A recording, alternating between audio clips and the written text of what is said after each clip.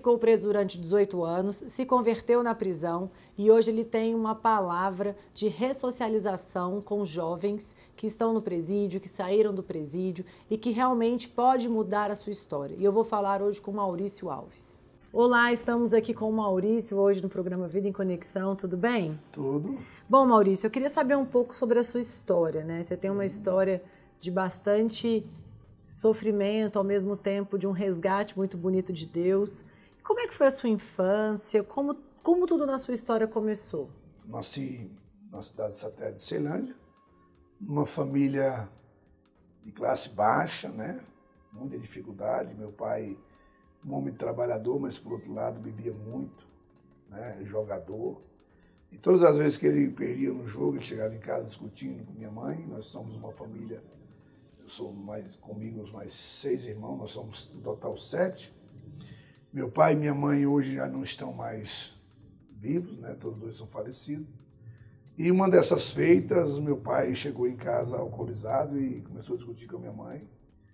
E eu, na época, com 11 anos, eu entrei na frente ali para não deixar, né? Porque você sabe. Você queria proteger sua mãe, O né? filho ele pode amar o pai como for, mas se ele vê o pai querendo agredir a mãe, automaticamente ele não vai deixar nunca. E aí, desse dia para cá, a minha história foi mudada completamente, porque no outro dia eu não tinha mais como olhar no rosto do meu pai pela vergonha. Eu me senti muito envergonhado por ter falado algo para ele, por ter ido em cima dele naquela época, né? E aí eu saí de casa dizendo para minha mãe que eu ia ver uns amigos e fui para o mundo, fui morar no meio das ruas, né? No ano de 84. E na rua nós sabemos que o mundo ele não aceita os fracos. E eu fui para o mundo e no mundo eu tinha que conquistar o meu espaço, né? Então me envolvi com droga muito cedo, né? Cola, esmalte, benzina, dorme aqui, dorme ali. E você fugiu de casa naquele dia, então? Eu fugi de casa. Você falou para sua mãe que você ia para casa de um amigo e fugiu. Isso... Na verdade, ao amanhecer, né? Minha mãe me levou no mesmo dia para uma padaria na esquina e pediu para me passar a noite ali. Ao amanhecer, quando eu voltei para casa, que meu pai manda me chamar lá para pedir desculpa, eu já não tinha mais como olhar no rosto do meu pai, né? E de lá para cá eu nunca mais voltei para morar com eles. Eu passava 2, 3, 4 anos fugido. E aparecia aí aparecia, quando minha mãe me caçava na porta da entrada, eu já tinha ido embora, né? Não conseguia mais voltar para casa. E aí você conheceu todo esse mundo da marginalidade. Marginalidade, né? Droga muito cedo, né? A influência de muitos amigos, entre aspas. Claro. Né? Porque ninguém vai te chamar para te dar um prato de comida, mas para fazer para te dar droga, isso aí aparece toda hora, a verdade é. Como é que você se mantinha na época, Maurício? Aí você pequenos já entrou... frutos, né? Pequenos frutos, mercado, né? Você tinha que se manter, às vezes ia para os prédios pedir, eu tocava o interfone ali na 716, 714, não um prato de comida, às vezes a mulher jogava um biscoito pela janela, né? Se virava assim você se virava. Com certeza. Né? Bom, e aí você foi preso, né? Fui preso, de menor fui preso várias vezes. De menor foi preso várias vezes, né? Na DM, que era na CPE, e na Funabem, que hoje onde é que é a Colmeia. Né? Mas aí eu voltava, levava 10, 20 palmatoradas na mão e voltava. Né? E a maioridade chegando também, o crime de maior porte também veio junto, né? Agora, assaltos à mão armada, né? E em 92, eu e mais 2 companheiros, nós assaltamos uma mansão. Daí veio várias outras consequências, né? Que como a Bíblia diz, um abismo chama o outro, né? Você vai se afundando cada vez mais, né? Quando você acha que você já chegou no fim, ainda parece que ainda tem. Aparece mais fundo, né? E agora, conhecido como um homem de alta periculosidade, né? Pelo sistema, pelos os outros companheiros, porque eu tinha que me manter vivo. E nessa selva você tem que... E você acredita que esses jovens que hoje se encontram numa situação que você um dia se encontrou, você acredita que esses jovens, eles estão em busca de uma ajuda e como não encontram, eles ficam perdidos? Bem, eu vou usar até uma fala do sociólogo Rousseau, que ele diz que o homem nasce bom e a sociedade o corrompe. né? Eu acho que a maioria das vezes nós procuramos socorro no local errado, seria essa colocação, porque eu acho que o sonho de todo jovem é ter uma família, ter um lar. Mas o maior problema hoje é a desigualdade social, isso aí já vem de muitos anos. Uma pessoa que mora, isso também não é pretexto para quem nasce na Ceilândia roubar, ser ladrão ou traficante, nada disso, né? Mas é o caminho mais fácil. Né? Às vezes, falta de oportunidade. Porque hoje nós temos isso enraizado em nós, que a culpa é do governo. Eu acho que a culpa é de... Todos nós temos uma parcela. Claro. Se cada um fizesse um pouco, a gente não estaria onde Porque a gente está. Hoje nós somos bons para apontar o dedo. Se nós passamos numa rua, vemos pessoas se bebendo ou se drogando, aos drogados, nós apontamos um dedo para lá. Mas e esquecemos que está 3 apontados para nós, dizendo, toma cuidado, que amanhã pode ser você que está lá. Né? Mas ninguém vai lá botar a mão e dizer, você está precisando de uma ajuda. Né? Eu acho que hoje o ser humano está se preocupando muito consigo. Egoísta, né? Egoísta, né? E acho que, não é problema meu. Não é problema Preciso pensar em mim, preciso pensar nas minhas coisas, nos meus projetos. Até o problema bater na porta dele. Porque o brasileiro, ele é assim, ele só fecha a porta quando ele é roubado. Ele acha que nunca vai acontecer com ele, né? Eu acho que ninguém vai para a rua porque quer. Claro. A rua é ruim. Se você sair hoje para fazer uma pesquisa... É isso que eu queria entender, assim, porque às vezes as pessoas acham que aqueles jovens estão na rua porque querem. Na verdade, foi uma situação que colocou. E claro que eles não têm força para sair daquilo. Né? Eles não têm ajuda, não tem ninguém que acredite neles, que fale que eles possam realmente construir uma nova história. Isso você viveu, né? Porque o bom, quando você está na casa da sua mãe, fazendo uma comparação com a parábola do filho pródigo, uma parábola fantástica no livro de Lucas, que às vezes tem famílias que o filho não se sente filho dentro de casa. E na rua ele tem mais pais do que dentro de casa. O que levou aquele jovem a querer descobrir outros novos horizontes. Né? Ele não se encaixava no padrão família. E ele disse, eu tenho que tentar a minha vida só. E quando hoje, na maioria dos lares, a criança acorda, a primeira coisa que ele pede, mãe, tem pão? E na rua você não vai ter pão. Na rua você vai ter que fazer alguma coisa para você se manter. E da mesma forma que eu vivi na rua, e eu aprendi a valorizar a família, amigo.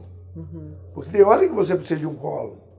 Tem hora que você precisa de uma palavra amiga, de um abraço. E se você não tem, a droga vai suprir tudo isso. Né? Você vai criando um monstro dentro de você. A verdade é essa.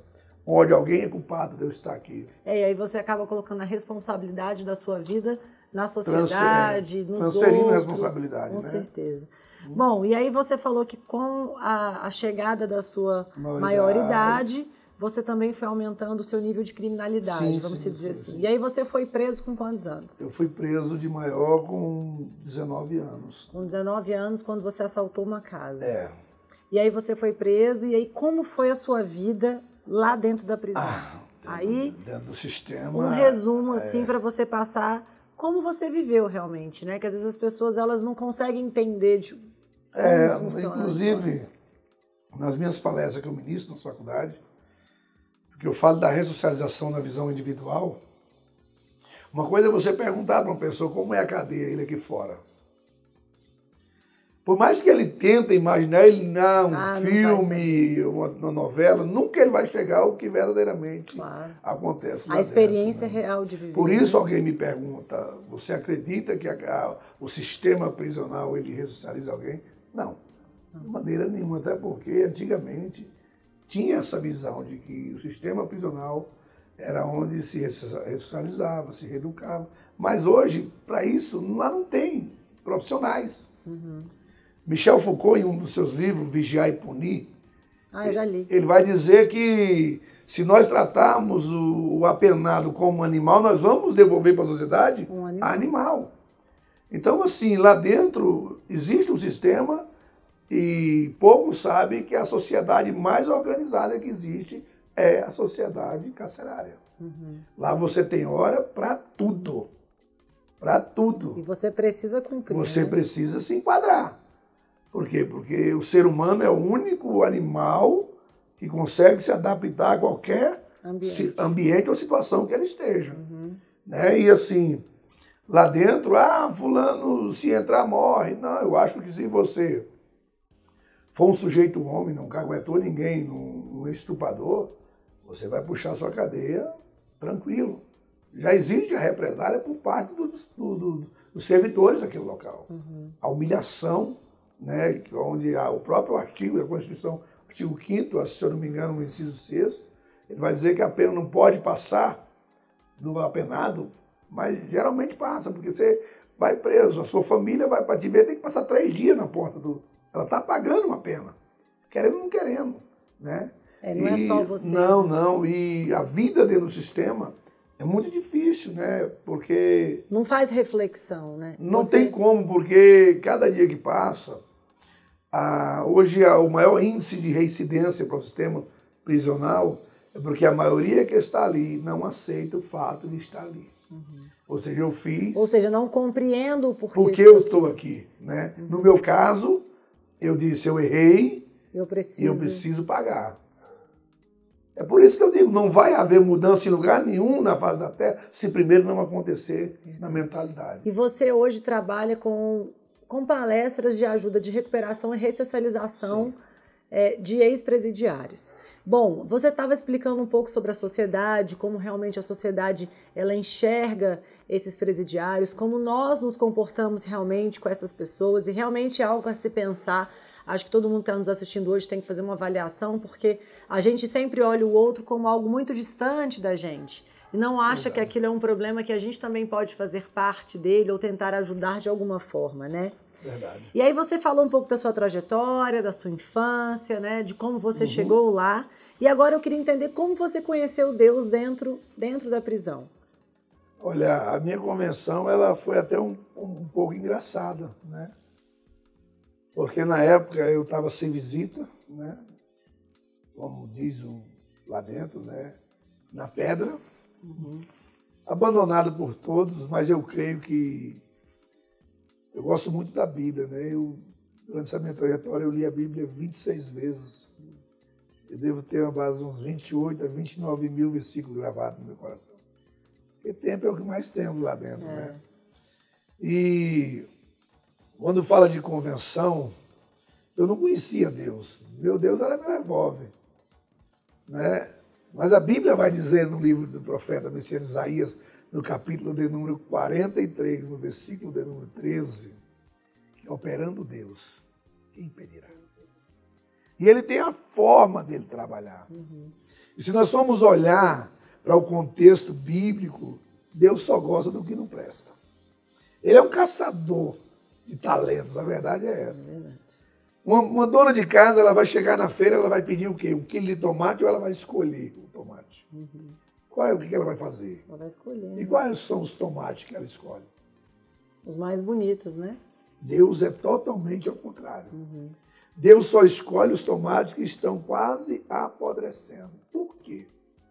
Eu me perguntei muitos anos por que isso. E aí eu fui estudar, porque eu sou curioso. E eu descobri que os tomates que estão bem maduros, os melhores para ser usados para a fabricação dos molhos. É que dá o melhor molho, é aquele tomate que já está bem maduro. Bem maduro. E eu creio que ele tinha um plano na minha vida muito forte, né? Porque eu levei 14 tiros de pistola. Nossa. Uma facãozada no meu pescoço, daqui para aqui. O último tiro de 9mm entrou aqui e varou aqui. E pegou aqui e eu creio que Deus botou o dedo. Aí as pessoas acham, mas se é um pai de família, se tropeça, morre. Mas eu creio no Deus que mesmo estando morto, se ele tem um propósito, ele ressuscita. Ele vai ressuscitar. Certeza. Né? Então ele tinha feito de tudo para chamar a minha atenção. Mas eu achava que meu santo era forte. Como diz aí o vaso ruim, não quebra. Besteira. Então ele me levou lá para dentro, porque ele disse, eu tentei chamar a tua atenção de todas as formas. Vou ter que te levar para lá para ver se você presta atenção. Agora eu vou tratar com você só eu e você. E como é que Deus chama a nossa atenção? Fechando, as portas. Você não vai depender de ninguém, você vai depender de mim. Mas até eu aprender isso, é uma estrada muito longa. Muito choro, muita tristeza. Muita revolta, né? Porque o caminho da maturidade é um caminho solitário. Eu não posso culpar ninguém por eu estar lá dentro. Minha família não roubou para estar lá dentro. Eu estava lá porque eu tinha feito isso. Então não podia cobrar de ninguém. E uma certa feita, um irmão diz, vamos no culto hoje. Eu falei, vou não. O irmão diz, vamos no culto hoje. Eu falei, vou nada. Vamos no culto hoje. Eu vou só para tu parar de encher meu saco. Eu vou. E quando foi 4 horas da tarde, eu cheguei na porta da igreja, um jovem chegou em mim. Vamos fumar maconha ali? Na porta da igreja. A Bíblia diz o caminho da vida, o caminho da morte. O caminho da bênção, o caminho da maldição. Na porta da igreja. Como dentro do sistema ninguém dá nada para ninguém, eu fui. E me droguei. Só que eu me drogando, meu pensamento estava lá no irmão. E aí nós acabamos de se drogar, eu vou passando de volta e os irmãos estão louvando um hino. Chora Israel, Babilônia não é o seu lugar. E aí aquilo me chamou a atenção.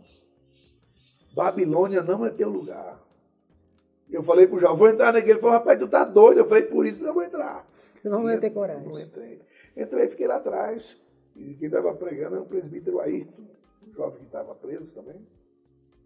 Ele pregava, mas eu não entendia nada. Então eu fechei meus olhos e comecei a conversar comigo mesmo. E eu dizia, mas eu não dou conta. E na boca dele disse assim, eu te ajudo. Mas eu tenho tantos inimigos, eles sempre agradavam o teu caminho diante dos meus olhos, eu faço os teus inimigos ter a paz contigo. Eu falava, rapaz, esse cara está falando comigo. E ele dizia, ainda pergunta se é com você? E aí ele fez o apelo, e eu não lembro como eu fui, só que quando eu dei por mim, eu estava de joelhos chorando igual criança. E quando eu levantei dali, foi como se eu nunca tivesse usado droga na minha vida. Tu estava completamente liberto. E até hoje eu estou igual Jó, desviando dos caminhos. Em que ano que isso foi? Isso em 99. 99. E você ficou preso até quando?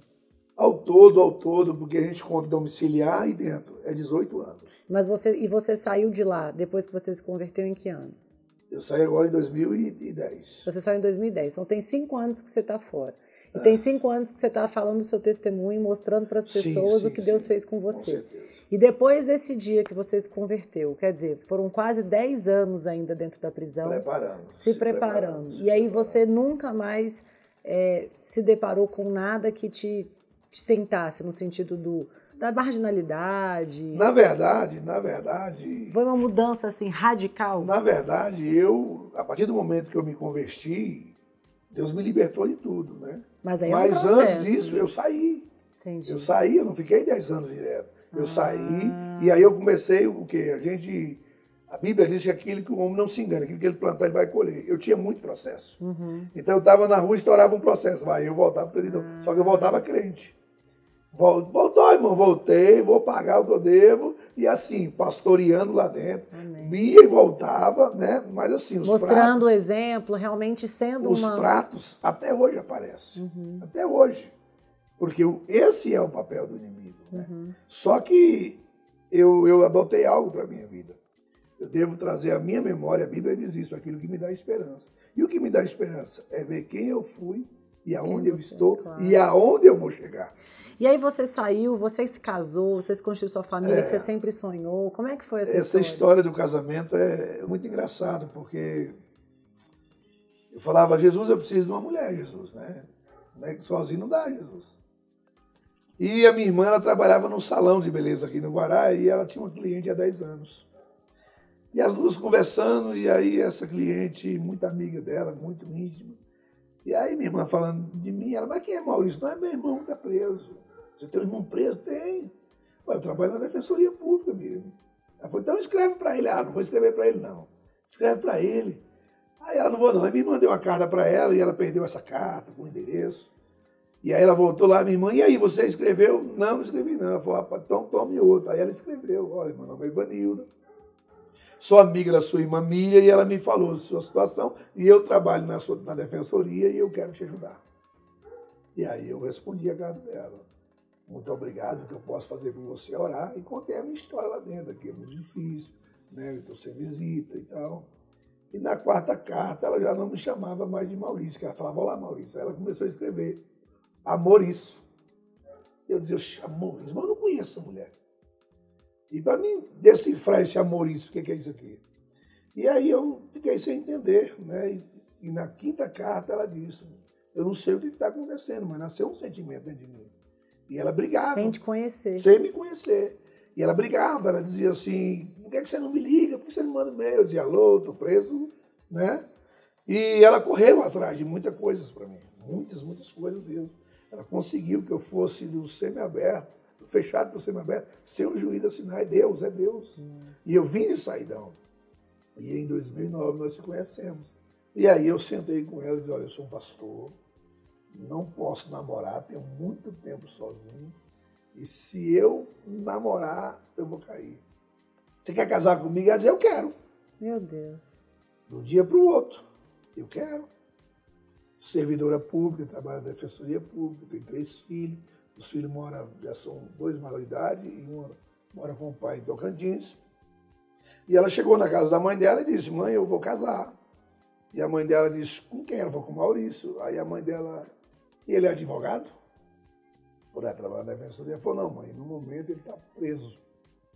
Ele está cumprindo pena. A mãe dela diz, eu te amo muito, mas pega as suas coisas e suma da minha casa.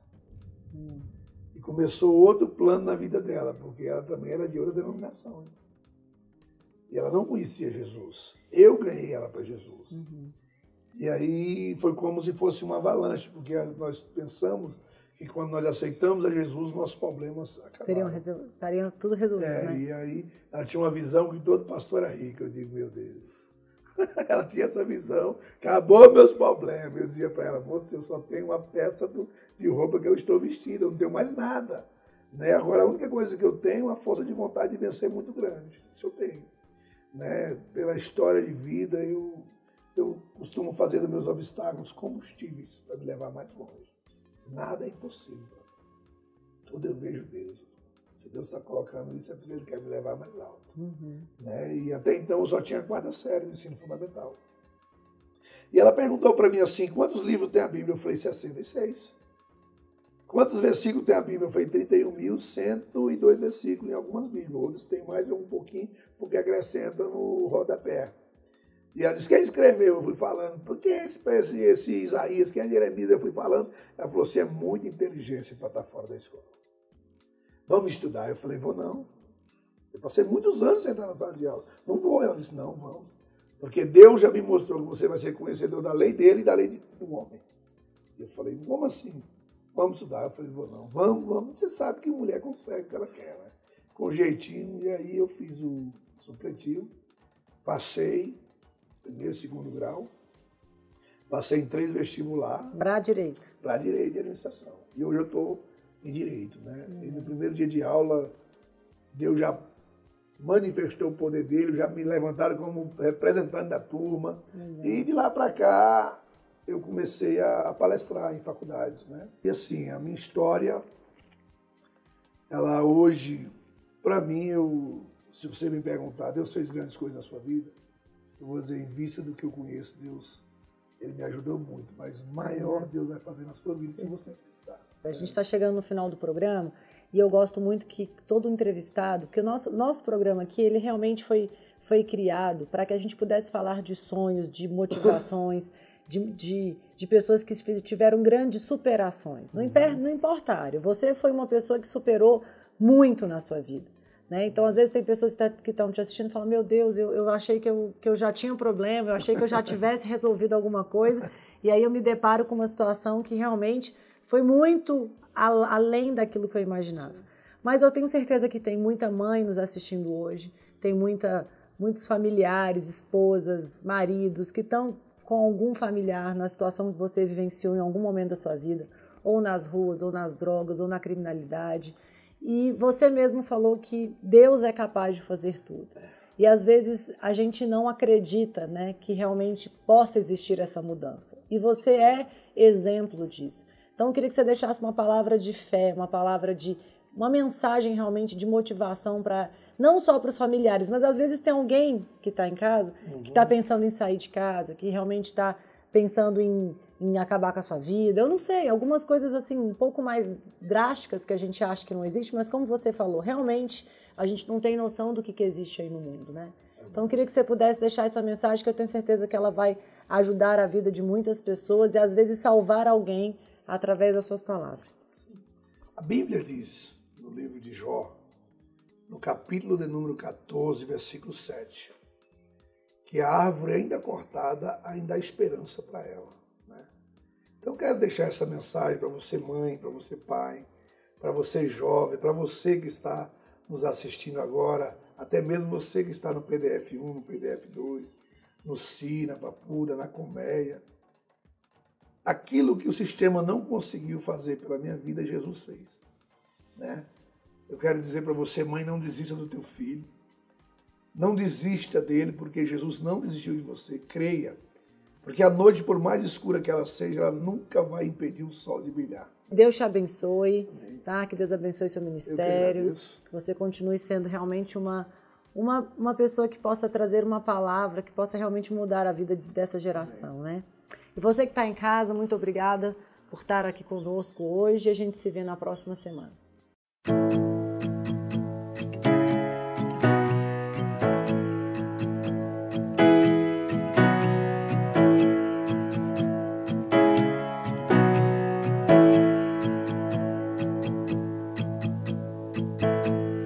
Just hold tight to my hand. There's no need for any big plans. We'll just go